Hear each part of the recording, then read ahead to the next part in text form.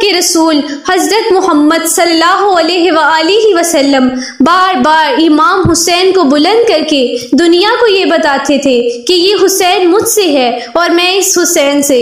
اے لوگو، اگر اس حسین پر کوئی مشکل وقت آ جائے اور یہ تم سے مدد طلب کرے تو اس کا ساتھ مت چھوڑنا، کیونکہ یہ جنت کے جوانوں کا سردار ہے، کیونکہ یہ میرا خون ہے، میری اولاد ہے۔ مگر افسوس، ابھی رسول اللہ کی رحلت کو تھوڑا ہی وقت گزرا تھا کہ 10 محرم 16 ہجری کو کربلا کے میدان میں ایک طرف 9 لاکھ کا مجمع تھا تو دوسری طرف وہ حسین جس کو اللہ کے رسول اپنے کندھوں پر سوار کیا کرتے تھے۔ امام حسین اپنے نانا کی امت سے بار بار کہتے رہے، اے لوگو، میرا راستہ کیوں روکا ہے؟ اے لوگو، مجھے پہچانو، میں تمہارے نبی کا نواسا ہوں۔ کیوں 3 دن سے میرے بچوں کو پیاسا رکھا ہے؟ کیوں میرے عزیز و قریب کو شہید کیا ہے؟ بتاؤ، کیا میں نے رسول اللہ کی شریعت میں ترامیم کی ہے؟ کیا میں نے کسی انسان کا حق کھایا ہے؟ کیا میں نے کسی انسان پہ ظلم کیا ہے؟ اتنے میں فوجی یزید ایک آواز میں کہنے لگی، اے حسین، ہم تمہیں صرف تمہارے بابا علی کے بغض میں قتل کرنے لگے ہیں، یہ تاکہ یزید ہماری جولیاں دنیا کی دولت سے بھر دے۔ تو امام حسین نے فرمایا، اے لوگو، آج جس اسلام کا عالم تمہارے ہاتھوں میں بلند ہے، یہ عالم کسی اور نے نہیں، بابا علی نے بلند کیا ہے۔ بھولنا مت، خیبر و خندق میں اگر علی نہ ہوتے تو اسلام کی فتح ناممکن تھی۔ وہ علی جس نے پوری زندگی اسلام کی تبلیغ کی، حق کو بلند کیا، رسول اللہ کی حفاظت کی، آج اس علی کو یہ اجر دے رہے ہو؟ اے لوگو، بتاؤ آخر اس کا قصور کیا ہے؟ اللہ کے رسول بار بار میرے بابا علی کا ہاتھ بلند کر کے فرمایا تھا، جہاں حق ہوگا وہاں علی ہوگا، جہاں علی ہوگا وہاں حق ہوگا۔ آج اس علی اور اولاد رسول کو یہ عزت دے رہے ہو۔ اتنے میں یزید کے سپہ سالاروں نے دیکھا کہ کہیں فوج میں بغاوت نہ ہو جائے۔ اے شمر، کیا دیکھ رہے ہو؟ حملہ کرو۔ پس لاکھوں کی فوج نے رسول اللہ کے نواسے پر حملہ کر دیا۔ امام حسین نے اللہ کا نام لیا، ذوالفقار کنیا سے نکالا۔ تاریخ گواہ ہے، ایک طرف لاکھوں کا لشکر تو ایک طرف وہ 3 دن کے بھوکے پیاسے حسین ابن علی تھے۔ زمین پہ پہلے ایسے کبھی کوئی جنگ نہیں دیکھی گئی، ایک تنہا انسان لاکھوں کا مقابلہ کر رہا ہے۔ فوج نے ڈر کر واپس پلٹ کر بھاگنا شروع کر دیا۔ امام حسین نے فوجی یزید سے مخاطب ہو کر فرمایا، آؤ 3 دن کے بھوکے کی جنگ دیکھو، آؤ 3 دن کے پیاسے کی جنگ دیکھو، آؤ رسول اللہ کے نواسے کی جنگ دیکھو، جس کا جوان بھائی مارا گیا، جس کے جوان بیٹے کو نظروں کے سامنے قتل کیا گیا، جس نے اپنے ہی ہاتھوں سے اپنے بچے کی قبر بنائی۔ امام حسین شیر کی طرح فوجی یزید سے لڑ رہے ہیں۔ اتنے میں آوازیں غائب آتی ہے، اے حسین، تیرا اللہ تجھ سے راضی ہوا۔ بس اس صدا کا سننا تھا۔ امام حسین نے اپنا ذوالفقار کنیا تھام لیا۔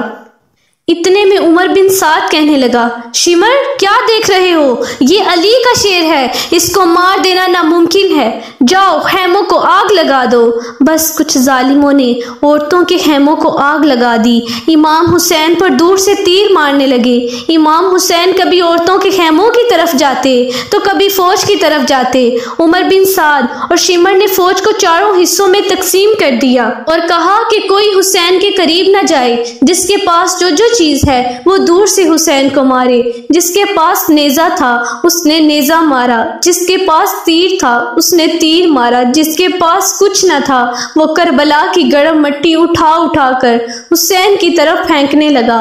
آپ کے جسم مبارک پر اتنے تیر تھے کہ جسم مبارک نظر نہیں آ رہا تھا۔ اللہ اکبر!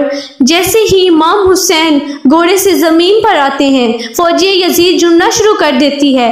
اتنے میں آپ کا جس گھوڑے پہ سواری کیا کرتے تھے وہ گھوڑا امام حسین کے گرد گھومنے لگا تاکہ میں ان تیروں سے اپنے آقا کو بچا لوں۔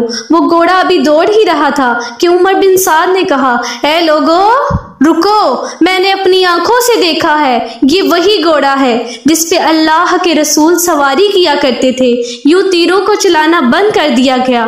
افسوس ہے ان لوگوں پہ جن کو اس گھوڑے کا احترام تو معلوم تھا جس پہ رسول اللہ سواری کیا کرتے تھے، لیکن اس حسین کا احترام بھول چکے تھے جس کو آپ کندھوں پہ اٹھایا کرتے تھے۔ وہ بھول چکے تھے یہ وہ حسین ہے جب ہمارے پیارے نبی حضرت محمد صلی اللہ علیہ وآلہ وسلم نماز پڑھ رہے تھے، سجدے کی حالت میں تھے، امام حسین تشریف لائے، آ کر آپ کے اوپر بیٹھ گئے تو اللہ نے حضرت جبرائیل کو حکم دیا، جبرائیل جاؤ میرے محبوب سے بولو سجدے سے نہ اٹھے، جب تک حسین بیٹھا ہے وہ سجدے کو لمبا کر دے۔ یہ رتبہ تھا حسین کا، مگر افسوس وہ حسین کے اس رتبے کو نہ پہچان سکے۔ امام حسین علیہ السلام زمین کربلا میں اپنا سر رکھ کر اللہ کا شکر ادا کرتے رہے۔ فوجی یزید اور مختلف سپاہی امام حسین کے قریب آتے، جب قریب آ کر سلب قلم کرنے لگتے تو وہ دیکھتے کہ امام حسین کے چہرے میں رسول اللہ کا چہرہ نظر آتا ہے۔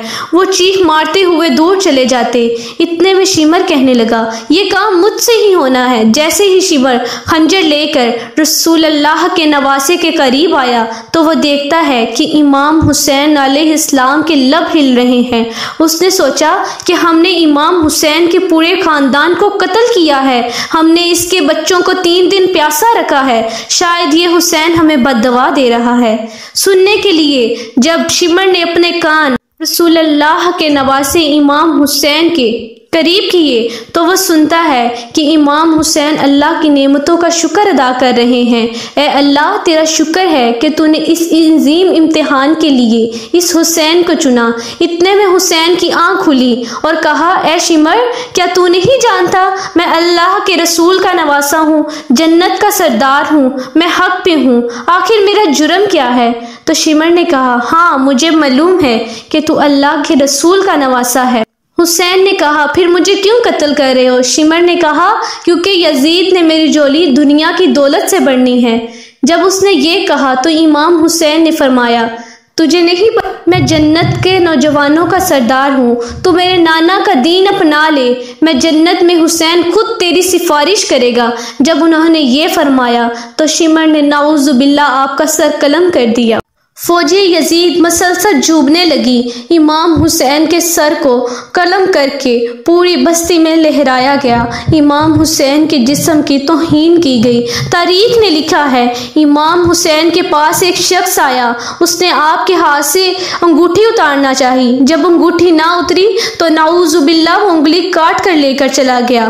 کربلا کی گرم زمین پر آپ کی لاش مبارک کو کبھی ادھر کرایا جاتا تو کبھی ادھر کرایا جاتا۔